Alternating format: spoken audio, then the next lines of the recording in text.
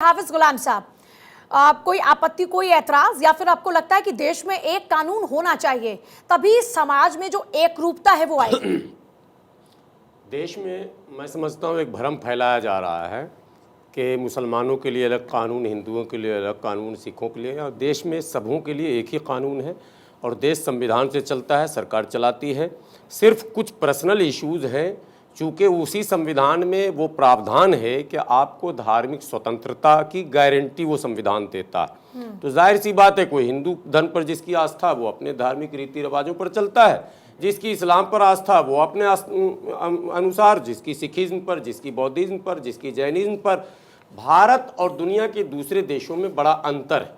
दुनिया में जिन देशों में यूसीसी की बात आप लोग लगातार दिखा भी रहे हैं कि फलां देश में है, फलां देश में है, उन देशों में एक धर्मीय लोग ज़्यादा हैं, चाहे वो मुस्लिम बहुल हैं 90+, या फिर क्रिश्चियन बहुल हैं वो 90+।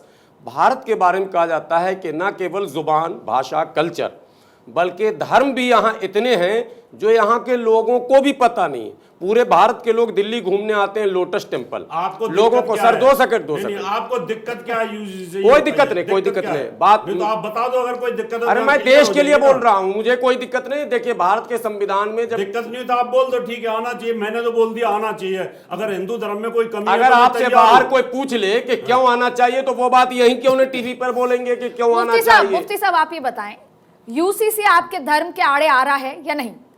देखिए, यूसीसी यकसा सिविल कोड ये एक अच्छी पहल है और इसका धर्मों से कोई टकराव नहीं है।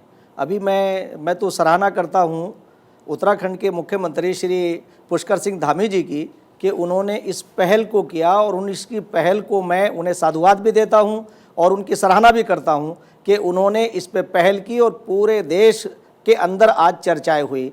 दूसरे नंबर पे ये कि प्रधानमंत्री श्री नरेंद्र मोदी जी ने ये बात कही कि भाई हम किस तरह से अपने अंदर इक्वलिटी लाएं और उन कानून को जो जिसका मिसयूज़ हो रहा है। जैसे अभी मेरे दोस्त ने कहा कि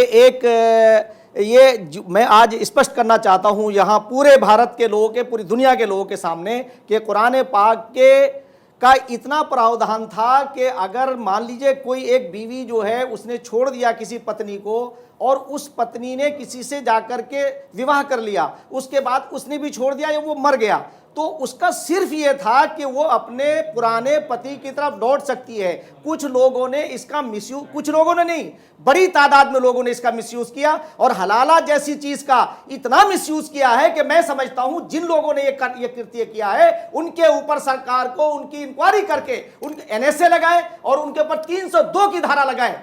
सर मुफ्ती साहब, यानी आप ये मानते हैं कि यूसीसी आएगा तो महिलाओं पे इस तरह के जुल्म नहीं होंगे? मैं वही कह रहा हूं आपसे, मैं उसी को आगे बढ़ा रहा हूं कि अगर इक्वलिटी के लिए, एकता के लिए कोई भी कानून अगर ऐसा आता है तो किसी भी, इस्लाम ने किसी भी धर्म के खिलाफ नहीं है। तो गुलाम साहब आप इसका जवाब देंगे? हमें जेंडर इक्वलिटी, इसके लिए जो अगर आप इस्लाम की एजुकेशन को उठा के देखेंगे तो हजरत मोहम्मद साहब से लेकर के उन्होंने तमाम कुरीतियों को खत्म किया है, और ये कुरीतियां थी, 3 तलाक जो है कुरीति थी, ये हलाला भी कुरीति है, और इन सारी चीजों पर यूसीसी आने से इस पे प्रतिबंध लगेगा और उन लोगों को सही रास्ता मिलेगा जो लोग सही तरफ, सही सिमत में जाना चाहते हैं। इसलिए मैं ये बात कहना चाहता हूं कि इसके ऊपर आज जो लॉ कमीशन ने बता रहे हैं, इसका जवाब दीजिए।